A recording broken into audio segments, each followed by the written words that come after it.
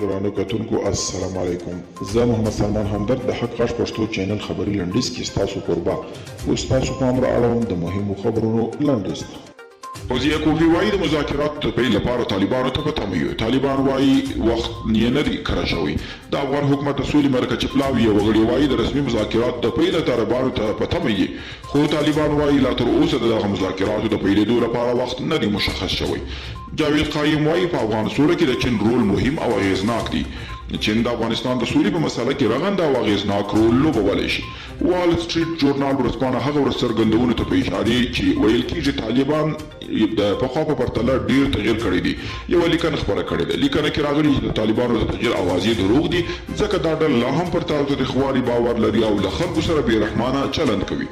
محمود قریشي وایي د پاکستان د یو خپلواک او باثباته افغانستان غوښتونکی دی. پاکستان وایي په افغانستان کې چې ټول ښکیل اړخونه د سولې رامنځته شوي فرصت نه ضایع کوي او د روغتیا نړیوال سازمان د چین یو بل واکسین هم د ویش لپاره تایید کړ. د روغتیا نړیوال سازمان وایي چې له کورونا وبا سره د مبارزې په موخه د چین تولید شوی واکسین د اضطراري ویش لپاره تایید کړی دی. دغه واکسین سینوک نومیږي.